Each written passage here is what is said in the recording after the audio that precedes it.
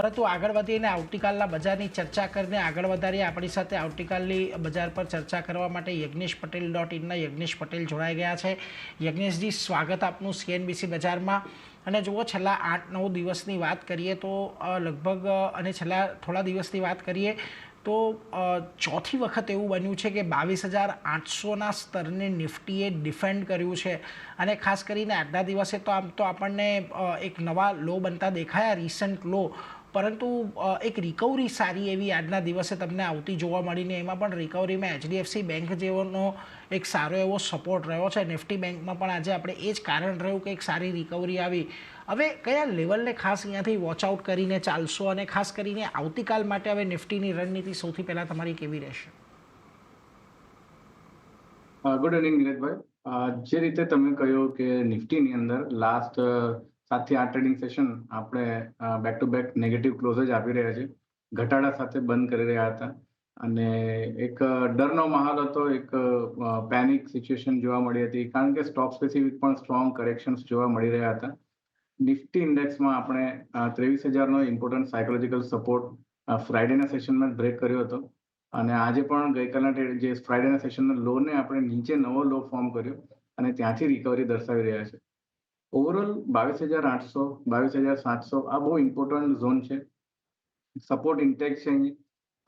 જે રીતે ફ્રાઇડેના સેશનમાં FIS તરફથી ઇન્ડેક્સ ફ્યુચરની પોઝિશન સમજવા જેવી છે, કારણ કે લાસ્ટ ટ્રેડિંગ સેશનમાં જોઈએ તો લગભગ 5,500 કોન્ટ્રાક્ટ શોર્ટ સાઇડ ફ્યુચર્સમાં બિલ્ડ થયા હતા અને ઓપન આપણે કોલ અને પુટ બંનેમાં હેજિંગ કરવા જોવા મળ્યું હતું બાઇંગ સાઇડ.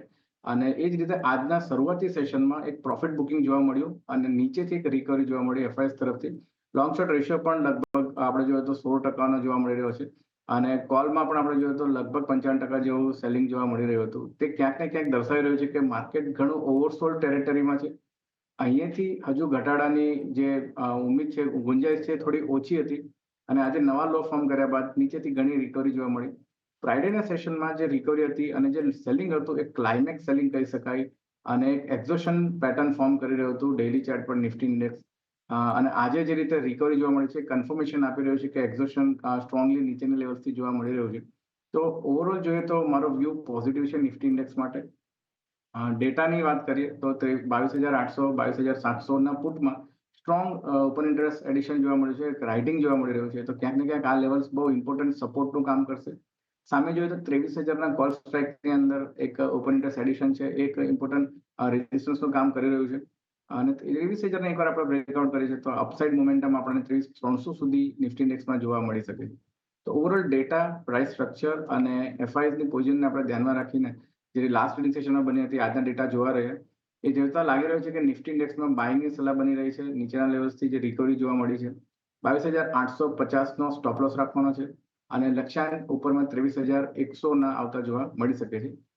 સામે બેંક નિફ્ટીની વાત કરીએ તો બેંક નિફ્ટીમાં પણ એક સ્ટ્રોંગ રિકવરી જોવા મળી. એક્ઝેક્ટલી જોઈએ તો 27 જાન્યુઆરીએ જે લો ફોર્મ કર્યા હતા અને આપણે 7 ફેબ્રુઆરી જે હાઈ ફોર્મ કર્યા હતા એનો 61%નો રિટ્રેસમેન્ટ આપણાને 48,800 પાસે જોવા મળી રહ્યો હતો. એ લેવલ્સ પર આપણે લગભગ 2 થી 3 વાર લો પોસ્ટ કર્યા અને નીચેથી એક સ્ટ્રોંગ રિકવરી બેંક નિફ્ટીમાં પણ જોવા મળી. બહુ ઇમ્પોર્ટન્ટ HDFC બેંક સ્ટ્રોંગ આજે મજબૂત રહ્યો અને હજુ પણ મારો વ્યૂ પોઝિટિવ છે પ્રાઇવેટ સેક્ટરમાં HDFC બેંક માટે. તો એ જોતા લાગી રહ્યું છે કે બેંક નિફ્ટીમાં પણ અપસાઇડ મોમેન્ટમ જોવા મળી શકે છે. તો વ્યૂ પોઝિટિવ છે બેંક નિફ્ટી માટે પણ. આવતીકાલના સેશન માટે બાઇંગની સલાહ છે. 49,000નો સ્ટોપ લોસ રાખવાનો છે અને લક્ષ્યાંક ઉપરમાં 49,800 સુધીના એક્સપેક્ટેડ છે.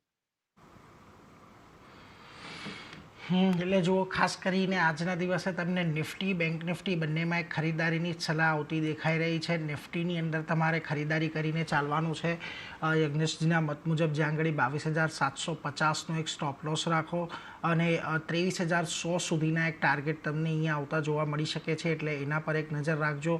અને નિફ્ટી બેંકની અંદર પણ એક ખરીદારીની જ સલાહ અત્યારે આપણને બનતી દેખાઈ રહી છે, એટલે એના પર એક ફોકસ આપણે ખાસ કરીને રાખતા રહીશું. જો ત્યાં પણ તમારે 49,000નો સ્ટોપ લોસ અને 49,800ના ટાર્ગેટ નિફ્ટી બેંકની અંદર ખાસ ધ્યાનમાં રાખવાના છે. પરંતુ આગળ વધીને આજના દિવસે સ્ટોક સ્પેસિફિક ચર્ચાની શરૂઆત કરીએ તો જુઓ, આજના દિવસે નિફ્ટીના ફ્રન્ટ પરથી તમને જ્યાં સૌથી સારી તેજી જોવા મળી છે એમાં એક કાઉન્ટર અડાણી અદાણી એન્ટરપ્રાઇઝનું છે ને આ કાઉન્ટરની અંદર આજના દિવસે એક સારી એવી ખરીદદારી તમને આવતી દેખાય છે. આમ તો આ કાઉન્ટર છેલ્લા ઘણા દિવસથી અને છેલ્લા 2 ટ્રેડિંગ સેશનમાં આપણે જોયું છે કે ખાસો એવો ઘટાડો આવ્યો હતો, ત્યાંથી એક રિકવરી ફરી આવી રહી છે. અને આપણે આ કાઉન્ટરની અંદર જોયું છે કે જ્યારે પણ 2021-ના ઝોનમાં આવે છે ત્યાંથી થોડી ઘણી ખરીદદારી આવતી દેખાય છે. લાગે છે અહીંયા કોઈ શોર્ટ ટર્મ માટે કે એક નાની રિકવરી માટે પ્લે કરવો જોઈએ કે અત્યારે આ જે પુલબેક રેલી છે એ થોડીક રિલીફ રેલી જેવી છે, એટલે અત્યારે ખરીદદારીથી દૂર રહેવાની સલાહ રહેશે યજ્ઞેશજી? આમ તો અદાણી એન્ટરપ્રાઇઝ ઘણું વોલેટાઇલ કાઉન્ટર છે, હાઈ બીટા સ્ટોક છે. લાસ્ટ 2 ટ્રેડિંગ સેશનથી સ્ટ્રોંગ વેચવાલી જોઈ હતી આપણે, અને તમે કહ્યું એ પ્રમાણે નીચેમાં 2100-2000ના લેવલ્સથી એક નીચેથી બાઇંગ આપણને જોવા મળી રહ્યું છે. તો એને સમજીએ તો મંથલી ચાર્ટ્સ પર જોઈએ છે, હાયર ટાઈમ ફ્રેમ ચાર્ટ્સ પર 50 દિવસની મૂવિંગ એવરેજ લગભગ 2100-2000ની વચ્ચે પ્લેસ છે, અને એ લેવલ્સથી આપણને જ્યારે સ્ટોક પ્રાઇસ જોવા મળે છે ત્યાંથી રિકવરી જોવા મળી છે. શોર્ટ ટર્મમાં પણ જોઈએ તો સ્ટોક એક ઇમ્પોર્ટન્ટ સપોર્ટ નીચેમાં 2220નો બ્રેક કર્યો હતો એક ફ્રાઇડેના સેશનમાં, પરંતુ આજે એક સ્ટ્રોંગ રિકવરી નીચેથી જોવા મળી છે અને લગભગ 2220ની ઉપર જ આજનો ક્લોઝિંગ જોવા મળી રહ્યું છે. તો વ્યૂ પોઝિટિવ છે મારો, જે રીતે લોઅર લેવલ્સથી રિકવરી છે, જે રીતે એક ફોલ્સ બ્રેકઆઉટના સંકેત જોવા મળી રહ્યા છે અદાણી એન્ટરપ્રાઇઝ પર, બાઇંગ કરીને ચાલી શકીએ છીએ. આજના ટ્રેડિંગ સેશનનો લો 2110નો સ્ટોપ લોસ રાખવાનો રહેશે અને લક્ષ્યાંક ઉપરમાં આપણને 2400 સુધીના આવતા જોવા મળી શકે. એટલે જો 2400 સુધીના એક લક્ષ્યાંક આવતા જોવા મળી શકે છે, એટલે એના પર એક ધ્યાન રાખજો. આજના દિવસનો જે લો હતો ત્યાં આપણે સ્ટોપ લોસ રાખીને ચાલીશું અદાણી એન્ટરપ્રાઇઝની અંદર. અહીંયા અત્યારે ખરીદારીની સલાહ બનતી દેખાઈ રહી છે.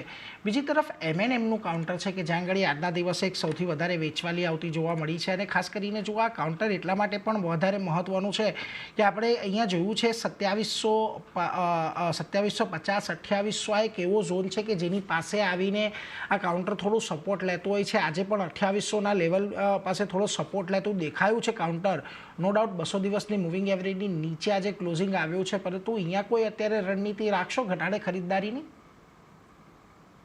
જી, M&Mના કાઉન્ટરમાં આપણે જોઈએ તો 3220 પાસે મલ્ટિપલ ટાઈમ્સ આપણે જોયું કે રેઝિસ્ટન્સ રીટેસ્ટ થયો છે, અને આપણે પરિણામ બાદ આ લેવલ્સની ઉપર આપણે ટ્રેડ કરતા હતા, પરંતુ ઓવરઓલ ક્લોઝિંગ જે છે એ નીચે જોવા મળ્યું 3220ની, અને તે જ દિવસથી આપણે જોઈએ લગભગ 10 ફેબ્રુઆરીથી આપણને એક શોર્ટ સેલિંગ જોવા મળી રહ્યું છે હાયર લેવલ્સથી M&Mની અંદર, અને નીચેમાં જે સપોર્ટ ફોર્મ થઈ રહ્યા છે 2750 2760 પાસે, તો ઓલમોસ્ટ આપણે એની નજીક છે. થોડો ઘટાડો હજુ એક્સપેક્ટેડ છે. તો મારું એવું માનવું છે કે 2750 2760 પાસે સ્ટોક મળે છે તો ડેફિનેટલી બાઇંગની ઓપોર્ચ્યુનિટી છે, કારણ કે એક સ્ટ્રોંગ સપોર્ટ અહીંયા જોવા મળી રહ્યો છે. એટલે જો ખાસ કરીને અહીંયાથી ધ્યાન રાખતા રહેજો. અત્યારે તો એક સ્ટ્રોંગ સપોર્ટ પાસે છે M&Mનું કાઉન્ટર, એટલે આને થોડુંક અત્યારે વોચ આઉટ કરવાનું રહેશે. એટલે આવનારા સમયમાં અહીંયા M&M પર આપણે ખાસ નજર રાખતા રહીશું. પરંતુ સમય થઈ રહ્યો છે એક નાનકડો વિરામ લેવાનો, પરંતુ વિરામ પર જતાં પહેલાં આપણા જે અન્ય એક્સપર્ટ્સ છે તેઓ ખાસ કરીને નિફ્ટી પર શું રણનીતિ આપી રહ્યા છે એના પર એક વખત નજર કરી લઈએ. તો મીરાય અસેટ શેરખાનના જતીન ગેડિયાના માટે તમારે નિફ્ટીની અંદર ખરીદદારી અત્યારની પરિસ્થિતિની અંદર કરવી જોઈએ, અને આના માટે તમારે સ્ટોપ લોસ જે છે એ 22,825ની આજુબાજુનો રાખવાનો છે. 23,200ના એક લક્ષ્યાંક તમને નિફ્ટીની અંદર આવતા જોવા મળી શકે છે. બીજી તરફ તમને મોનાર્ક નેટવર્ક કેપિટલના અર્પણ શાહ પણ નિફ્ટી પર ખરીદારીની જ સલાહ આપી રહ્યા છે. તેઓ 22,750ના એક સ્ટોપ લોસ કહી રહ્યા છે અને 23,300 પર એક ટાર્ગેટ આપી રહ્યા છે. એટલે ખાસ કરીને જે પ્રકારે આજે આપણને રિકવરી નિફ્ટીની અંદર આવતી જોવા મળી છે નીચલા સ્તરેથી, આપણા તમામ જે એક્સપર્ટ છે અત્યારે આપણને ખરીદારીની સલાહ આપતા દેખાઈ રહ્યા છે.